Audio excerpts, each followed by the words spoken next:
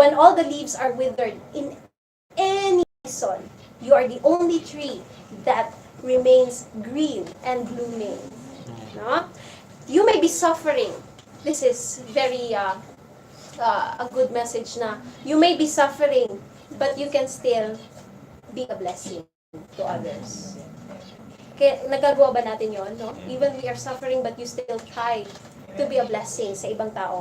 Pwede ka pa din tumulong, kapatid, kahit paalam mong ikaw ay kailangan din ng tulong. No? Kinakailangan mo din ng tulong. In our text, it says, it has no worries in a year of drought and never fails to bear fruit.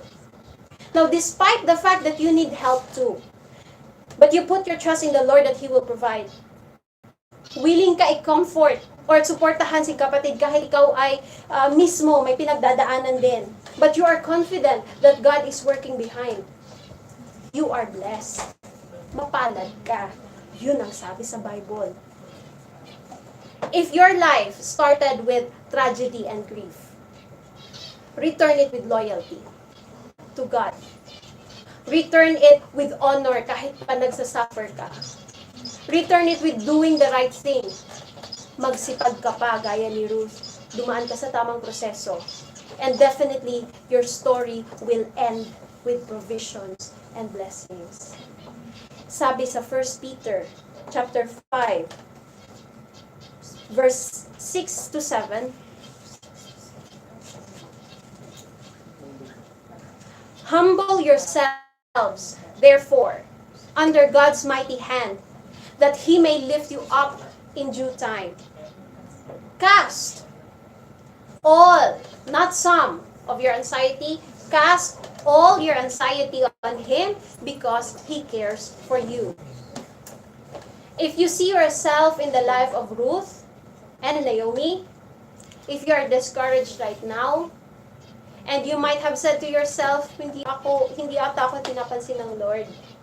Remember His track of records. Alam niyo yung track of records? Yung consistency ng Lord. No? Tandaan natin yun lagi. Let's bring it back to our mind na kung minsan parang parang walang nangyayari, parang ang tagal mo na dyan sa sakit mo or dyan sa pinagdadaanan mo. Always remember mo yung consistency ng Lord, yung track record niya na He never failed. No? What He did to the life of Abraham, what He did to the life of the disciples, what He did to your family's life, and to your life, at siya ang dahilan kung bakit hanggang ngayon humihinga ka pa din. No? Remember that. Ruth's vow to Naomi is in fact isa sa pinakamagandang storya patungkol sa commitment. Ruth was new to her faith. She did not grow up believing in a one true God. Kasi Moabite siya. But she decided to follow Naomi. But she decided to follow Naomi's God. Not Naomi. Our God. She changed her customs, yung tradition niya. Nangulila din siya. But she was humble and obedient. And we know that in all things, God works for the good of those who love Him, who have been called according to His purpose. Romans 8:28. I'm almost done. And was the one who came, He was called a family redeemer. He redeemed both Ruth and Naomi.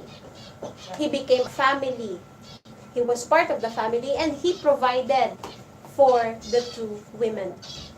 And Jesus Christ to us faithfully fulfills this responsibility for every believer.